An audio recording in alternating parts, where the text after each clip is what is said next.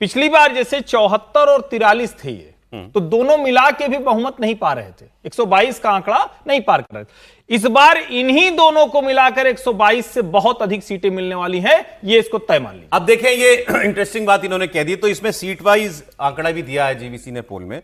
फिर दोहरा दूं, ये सर्वे एनडीए को 120 से 140 मतलब 122 बहुमत की लकीर है, तो वहां तक आराम से।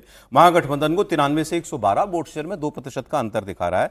बीजेपी को दे रहा है 70 से 81 सीटें, पिछली बार 74 थी। मीन निकालेंगे इसका एवरेज तो वहीं आ गया ये, तो बीजेपी लगभग वहीं बता रहा है ये।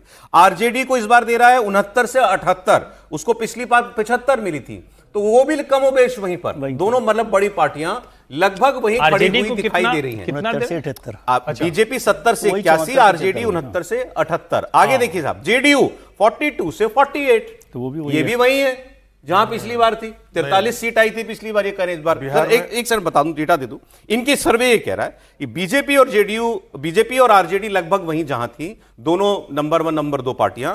नंबर 3 पर जेडीयू जैसे पिछली बार थी उसी लगभग 50 से नीचे, और ये नीतीश कुमार के लिए खराब प्रदर्शन माना जाता है अगर उनकी सीटें 50 के नीचे रह जाती हैं, तो 101 सीट वो लड़ रहे हैं। एलजेपी रामविलास 5 से 7 सीटें, पिछली बार अलग लड़े थे तो 1 सीट मिली थी, इस बार कितनी लड़ रहे हैं सर? 29 सीट में 28, एक तो वो हो गया, चले तो 28 मान लें, 28 में 5 से 7, तो ये तो बड़ा खराब स्ट्राइक रेट है, कोई ठीक तो नहीं है। हम पार्टी को 2 सीटें, पिछली बार 4 मिली थी, तो हमको 2 का नुकसान।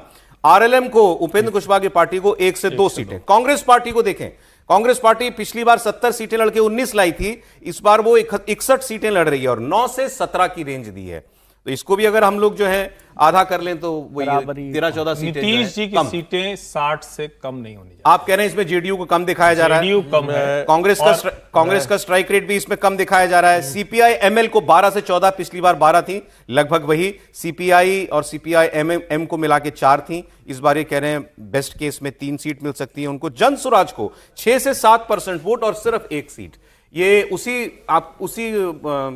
फेर में है जैसा मतलब जो अभी हम पिछले 1 महीने से लगभग सुन रहे हैं जन स्वराज का। अंडर 10% वोट और सीट जो है कोई अनुमान नहीं लगा रहा था, ये 1 सीट दे रहे हैं। और एआईएमएम, बसपा और बाकियों को मिलाकर के 8 से 10 सीट। विजय जी, मोटे तौर पर मतलब ठीक ठाक सही लगता है यदि यहाँ से देखा जाए, और कोई बदलाव नहीं दिख रहा इसमें। यदि 2020 के चुनाव नतीजों को देखें और इसको देखें तो कोई बहुत बड़ा मोटा वैसा का वैसा ही है।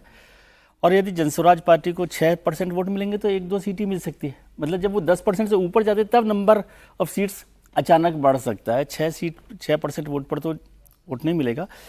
और नीतीश कुमार जी बारिश में जा रहे हैं, अच्छी बात है, स्वास्थ्य है, वो सब है।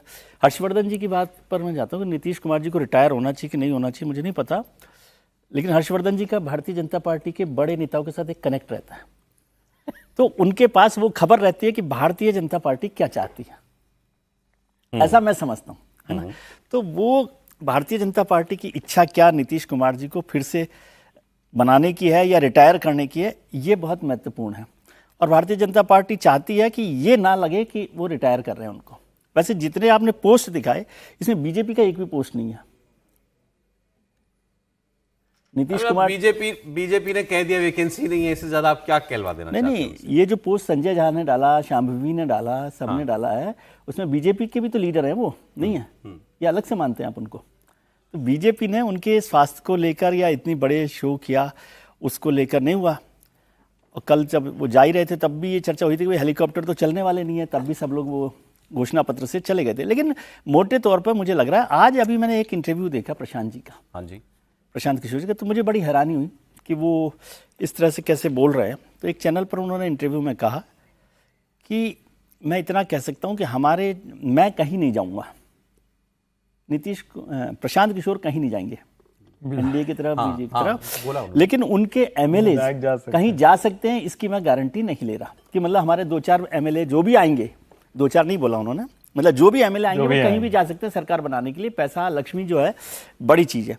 तो क्या ये उनके प्रोस्पेक्ट्स को बढ़ा रहा है या कमजोर? इस बार तो आप कम बोले। एक इंटरव्यू में उन्होंने ये कहा था, मैं 25-30 विधायक भी जीतेंगे तो मैं कहूंगा तुमको जो करना है करो, जिसके साथ जाना है चले जाओ। नहीं तो वो तो अब तो ये है कि मतलब उनके नियंत्रण में ही नहीं हुआ ना। एक तो ये बात हो गई कि क्या होगा। और उन्होंने पहली हार वहां मानी जब अपने आप को विड्रॉ किया।